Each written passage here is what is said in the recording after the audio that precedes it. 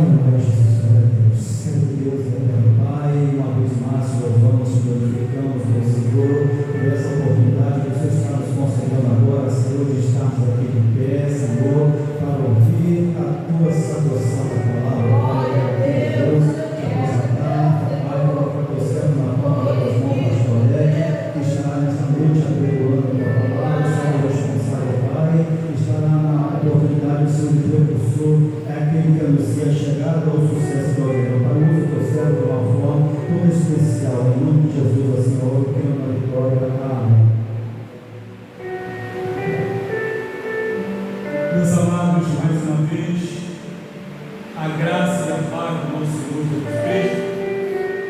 Vamos abrir a nossa Bíblia do livro de Mateus, no capítulo 26 da palavra do nosso Deus. Mateus, capítulo 26.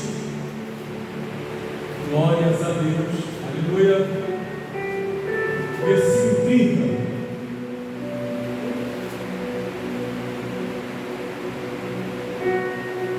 Evangelho do Senhor Jesus Cristo, conforme escreveu Mateus, o Evangelho do Senhor Jesus.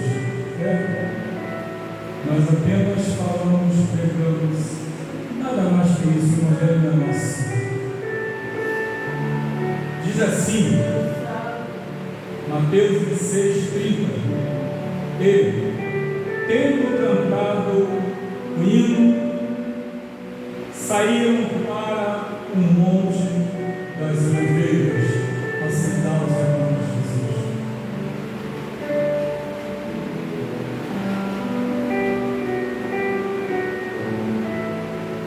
Primeiro, irmãos, quero que diga para os irmãos qual é a razão de nós estarmos aqui reunidos neste templo.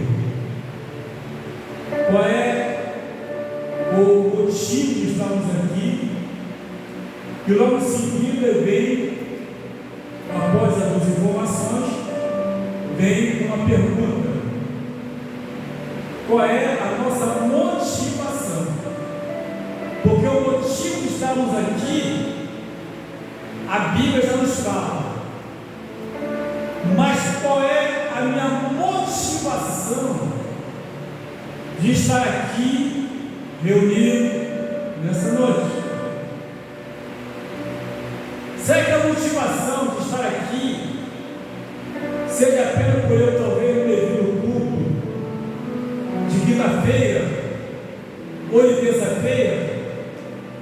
Será que a motivação de eu estar aqui é apenas porque talvez não tenha frequentado os cultos normalmente? Será que a motivação de eu estar aqui não é apenas para poder tentar receber alguma coisa em troca, como se fosse um pagamento por estar aqui nessa noite? E qual é a razão da nossa reunião nessa noite?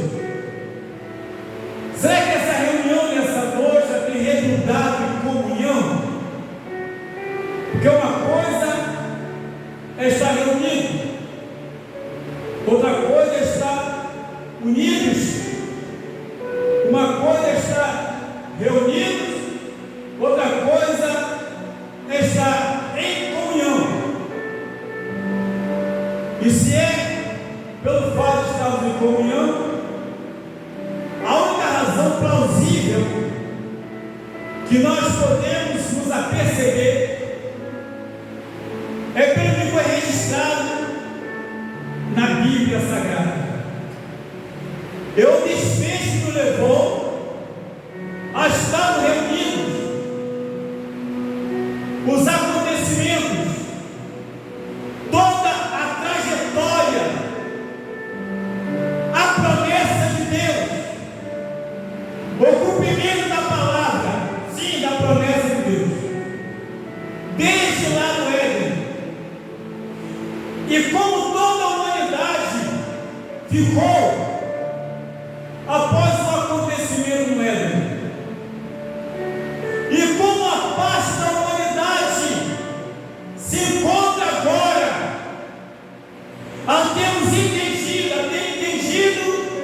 o teor do Evangelho. Pois bem, segundo a palavra de Deus, nós temos aqui, depois de todo um processo de cura física, depois de todo um processo de libertação de muitas almas das garras do adversário, pessoas que estavam endemoniadas, como na verdade o gadareno, pessoas também que estavam sofrendo com problemas de cegueira física, como na verdade um cego de nascença, em João capítulo 9, como aquela mulher também, que está em Lucas, que há 18 anos vivia de um problema de corpo desse, 18 anos, corcundas, e a Bíblia nos fala que estavam oprimidas pelo adversário. Como também aquele homem, como está em João 5, está escrita a palavra de Deus, que também estava há 38 anos sentado, aguardando o momento também de ser curado. E dentre outras curas, e dentre outros milagres, irmãos, mas chegou o momento em que tudo aquilo que foi feito foi importante, mas a maior vitória da humanidade não estava no milagre físico, não, como hoje também, a vitória do cristão não está no milagre físico, está no milagre da cura espiritual. E a Bíblia nos fala assim sobre a última Páscoa e a ceia do Senhor e a traição. É como está aqui na epígrafe, ou no título, colocando isso de forma bem explicativa. Diz a palavra de Deus aqui, depois daquela Santa Ceia, o Senhor diz uma palavra nele: em verdade vos digo que um de vós há de me trair. Aí haviam 12. Um de vós há de me trair. Naquela reunião, naquele momento, a mesa estava exposta, todos reunidos para um momento único, e o final, diz a palavra que eles ficaram tristes, evidentemente, ficaram preocupados e queriam saber a verdade, quem seria essa pessoa. Sabe uma coisa? Antes mesmo, dependendo, melhor dizendo, de uma situação, embora Deus saiba na verdade, como aqui sabia, que alguém iria trair, nem sempre Deus revela para nós quem irá nos trair. Então, por isso devemos estar preparados, estar prontos. Porque Jesus aqui não apontou o dedo, ele não falou, é você não. Ele só disse uma coisa: em verdade vos digo que um de vós há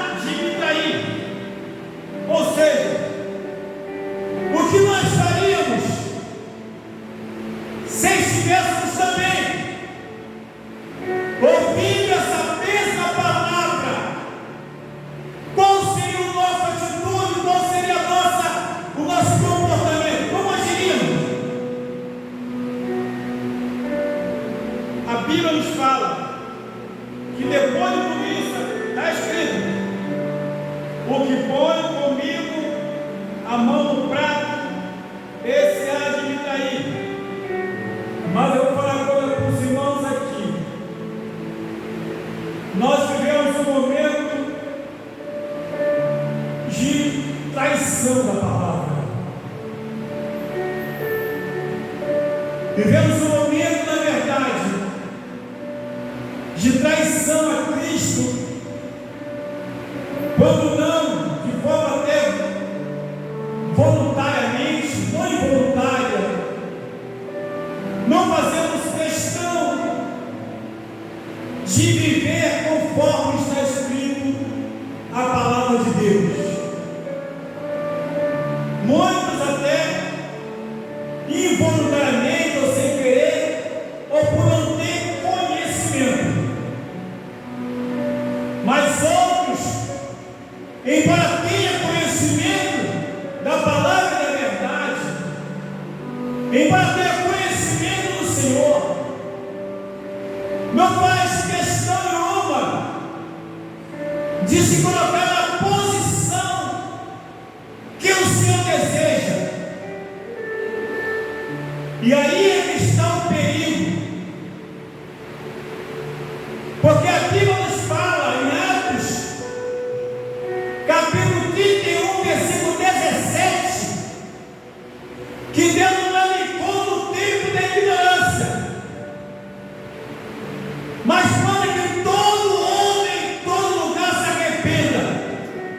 Ou seja, enquanto eu não conheço a verdade, enquanto eu não conheço a palavra, enquanto eu não recebi o ensinamento, enquanto não participei do momento em que a palavra pregada e ensinada, eu sou ignorante por não conhecer a palavra. Ignorante aqui não é no sentido pejorativo da palavra, mas é uma ignorância por falta de conhecimento da verdade.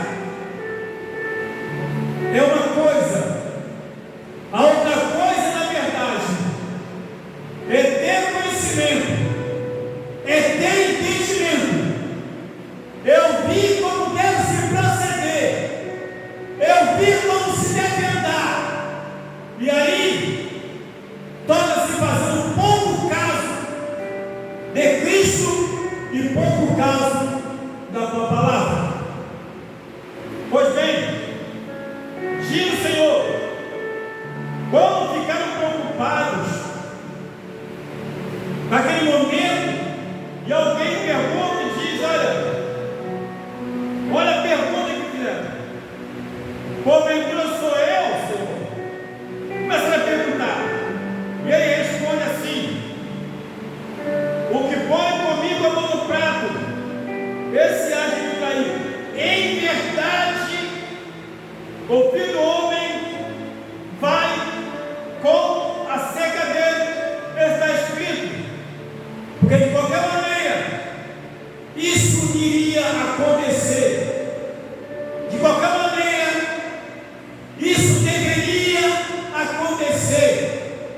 De qualquer maneira, isso teria que acontecer.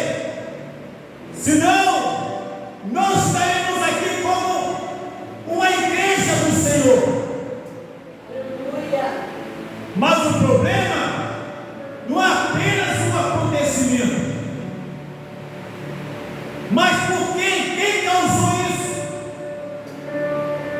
Diz a Bíblia Sagrada: mas ai daquele homem, porque o Filho do Homem é traído. Bom seria para que esse homem, se não estivesse nascido. Meu Deus.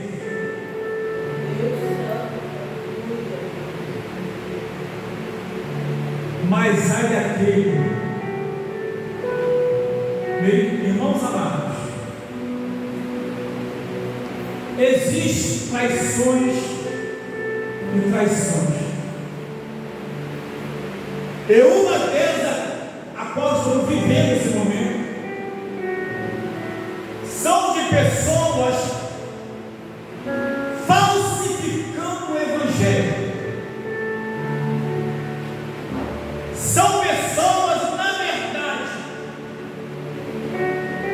que estão fazendo do Evangelho mercantilismo.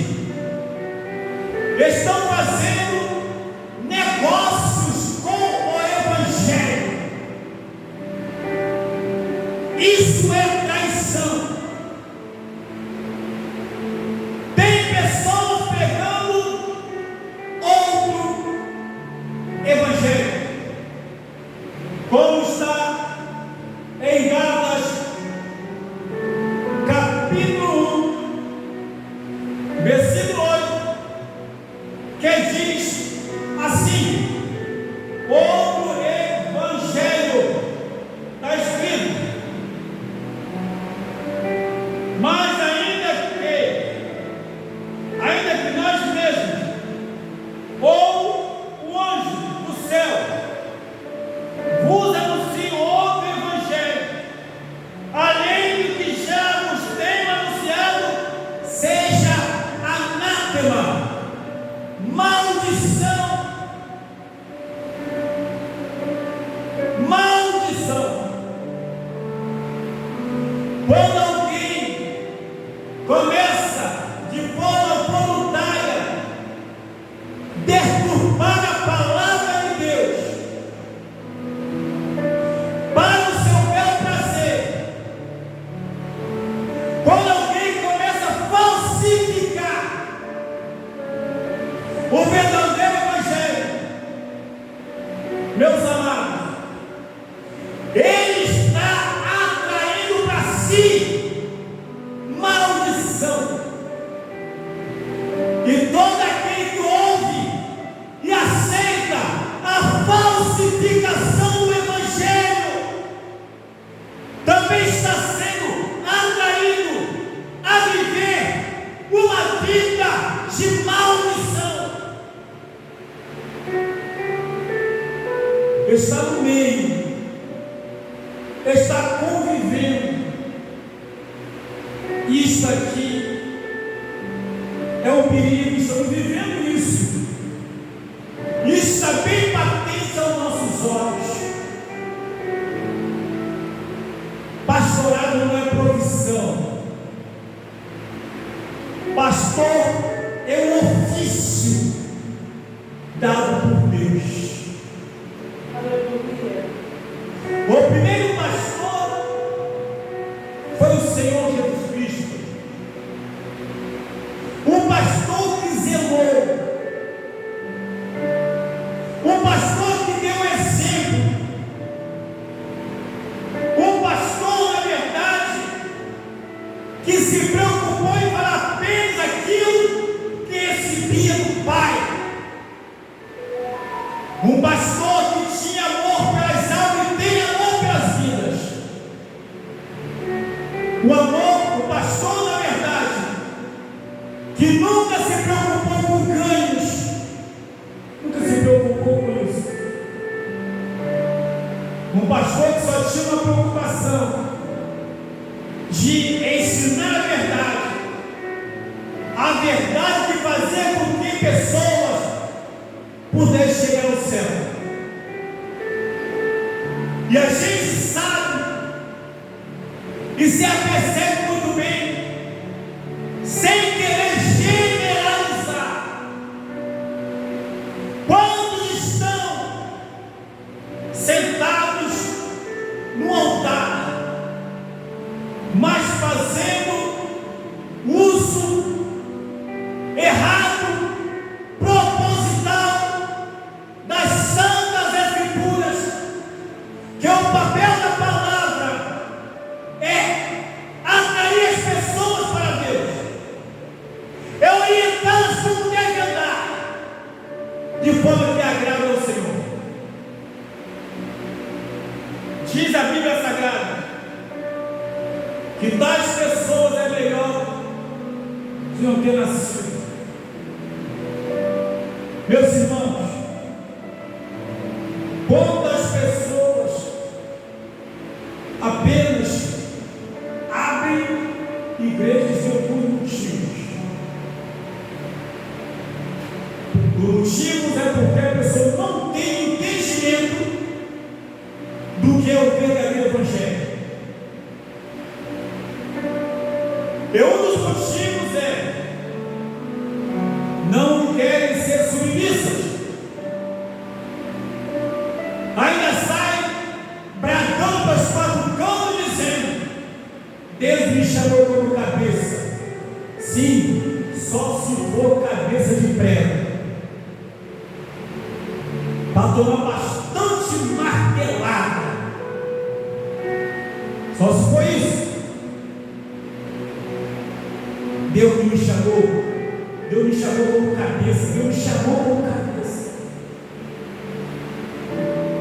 Outra coisa, a Bíblia nos fala, está lá escrito na palavra de Deus em Marcos 3,13: Senhor, subindo ao monte, chamou a ele aos que ele quis e os enviou a pregar. É Deus quem chama. Então, não querem ser submissas. Outro motivo, abrem para ganhar dinheiro. Mas a Bíblia nos fala em Mateus capítulo 10, do versículo 5 até o versículo 11, a qual Jesus orienta primeiramente e as ovelhas perdidas da Israel. Depois ele continua falando no verso 8 e 9: limpar os leprosos, curar os enfermos, expulsar os demônios, de graça receber, de graça dar. Nunca vi escrito na Bíblia que o Senhor Jesus mandou fazer culto de campanha da prosperidade. Se alguém achar, me fala, por favor. Talvez eu não tenha lido o suficiente, talvez eu não tenha estudado o suficiente, talvez eu não tenha compreendido o suficiente, ou quem sabe, talvez o Espírito Santo não tenha me revelado. Mas ele não mandou fazer. O que está escrito é: ide, foi lido aqui na placa introdutória para você. Ide, pregar o Evangelho pela criatura. Aquele que crê e for batizado será salvo, que não será condenado. Ele não expulsará o demônio. Por ela não se viu, fala novas línguas. E vai dizendo: se pregar alguma coisa no fala não. E como terminou, eles foram pregando, foram falando o seu cooperador. Mas nunca disse assim: e quando tiver uma folga, não tiver o que fazer, faça uma campanha da prosperidade. Porque primeiro, o cristão já é próspero por si mesmo, em Cristo Jesus. A Bíblia nos fala, na primeira carta de Paulo a Timóteo, capítulo 6, versículo 8, diz que se tivermos que comer o que vestir, devemos dar graças a Deus. O que vier depois disso é bônus. O que vier depois disso é bônus, é presente de Deus. Mas nunca vai ser prioridade. A prioridade para o Senhor é a nossa vida espiritual. E a Bíblia nos fala que depois que Jesus fez todo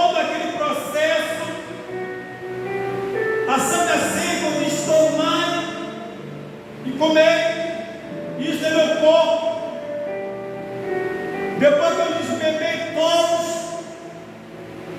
o que me chama a atenção, quando ele fala, porque isto é o meu sangue, o sangue do Novo Testamento,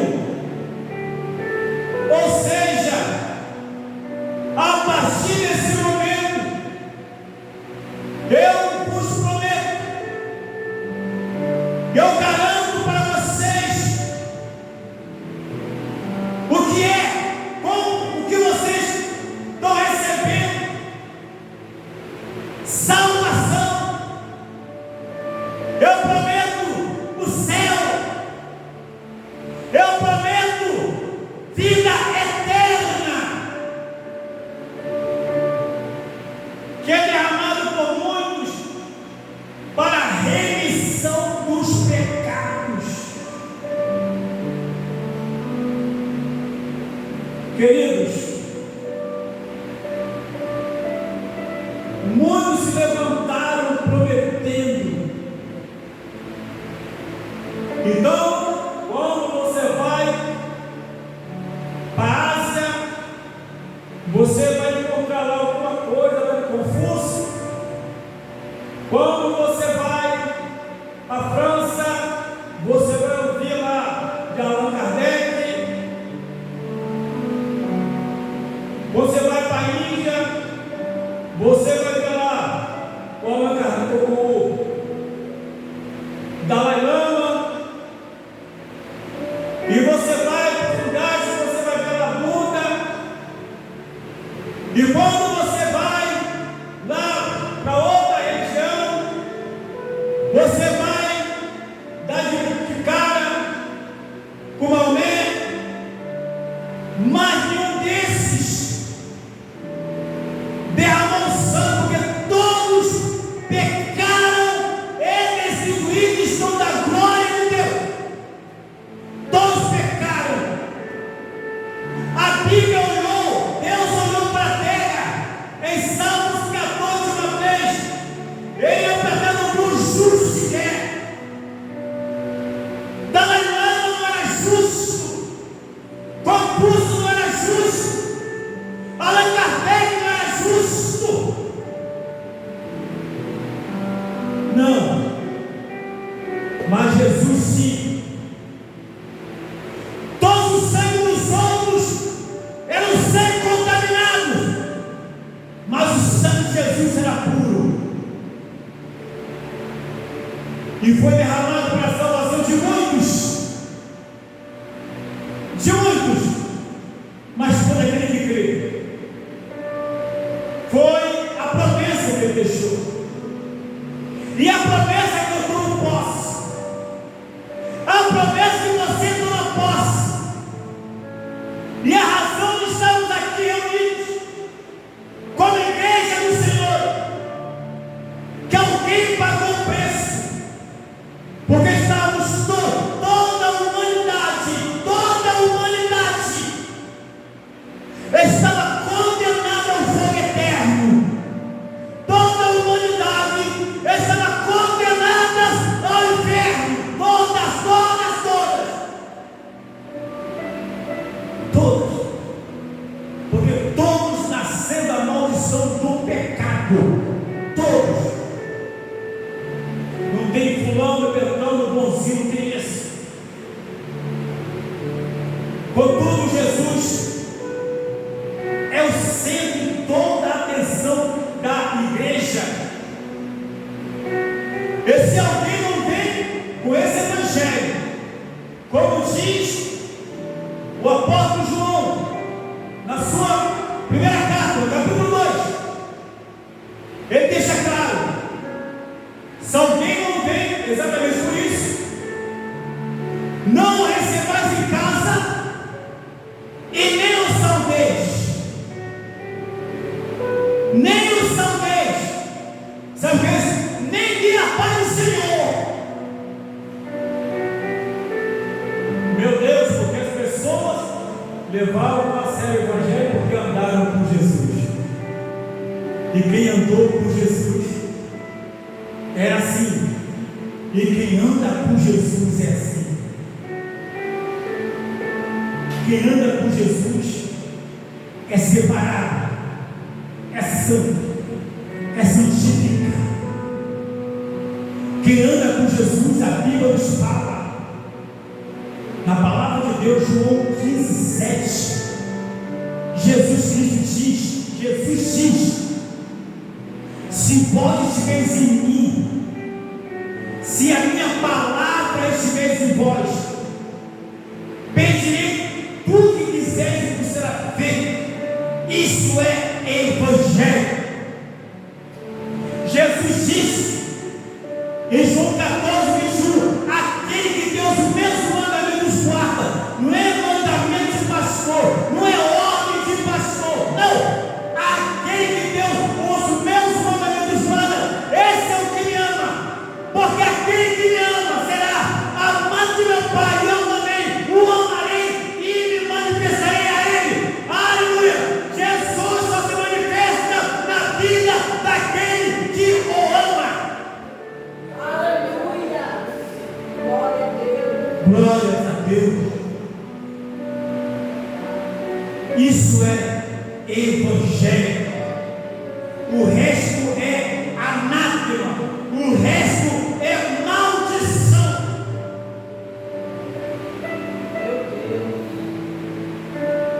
Diz a Bíblia Sagrada, 30. Eu tenho cantado o hino. Não foi um hino. O hino. A primeira coisa que a gente vê aqui, qual foi o hino que Jesus cantou? Será que foi um hino de alegria?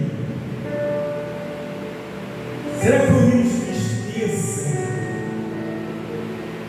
Será que foi um hino de lamentação?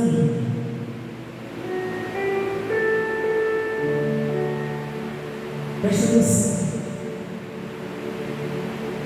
A gente para ver que Jesus aqui, sabendo tudo que aconteceu com ele, cantou o quê? O hino. E quando as pessoas se dizem cristãs, passam a ver uma prova, você fala, vamos ouvir o nosso irmão João Batista com oportunidade. Aí João Batista diz, não vou não, porque eu fui para o deserto pregar, e aí falaram mal de mim. Rio de Janeiro, eu estava comendo mel, né? E gafanhoto. Então eu não quero oportunidade não.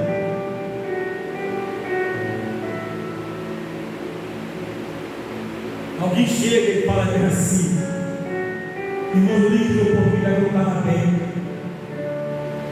Ah, então Jesus estava bem.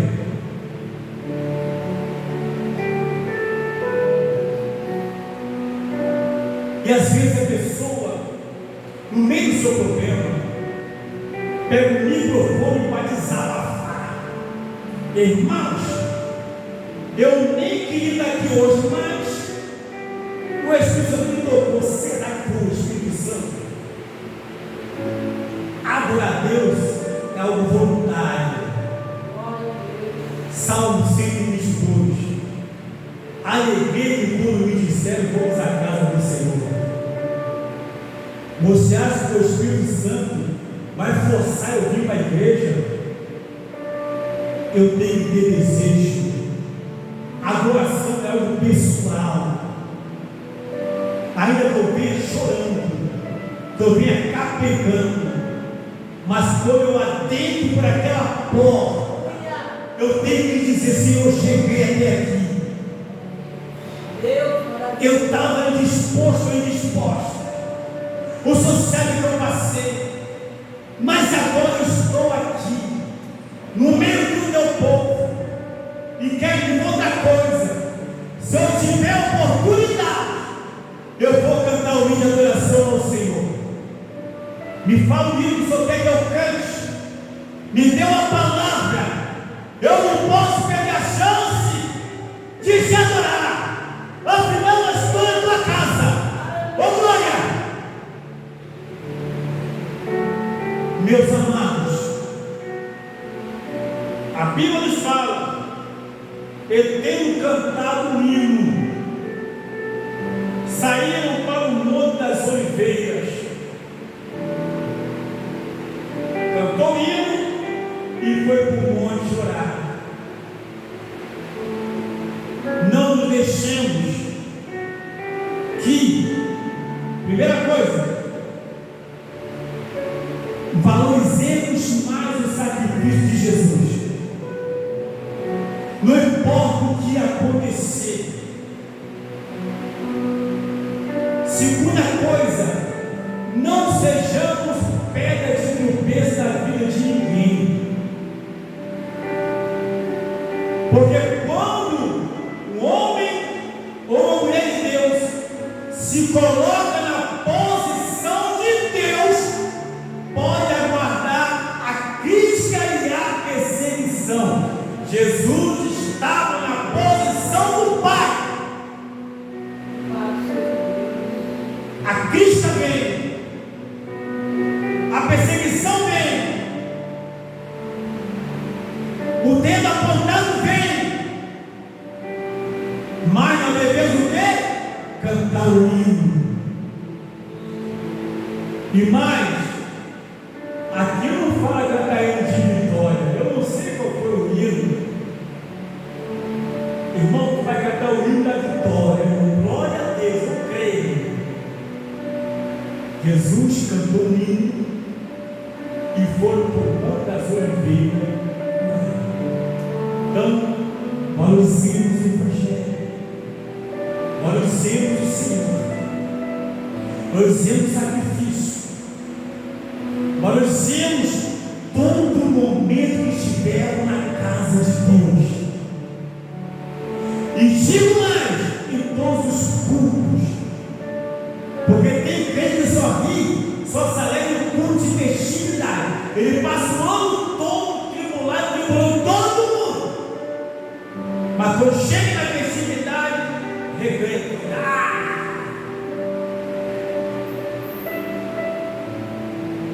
Mas o cristão, que é cristão, ele passa o ano todo com glória a Deus. Ele adentra por aquela porta, eu cheguei para te adorar. E vou cantar o hino hoje. E quando tem oportunidade, que às vezes a pessoa não está tendo, aí diz: oi, irmão, sai chegando para cantar o hino, eu estava preparando uma oportunidade. Logo hoje eu me preparei. Isso é porque veio no vento. Logo hoje não me deu oportunidade de dizer: não vigiou nada, hein? Deus te revelou, não, irmão? Que eu vim de casa para cantar um hino. É assim que funciona. Vamos colocar de pé, em nome de Jesus Cristo. Oh glória.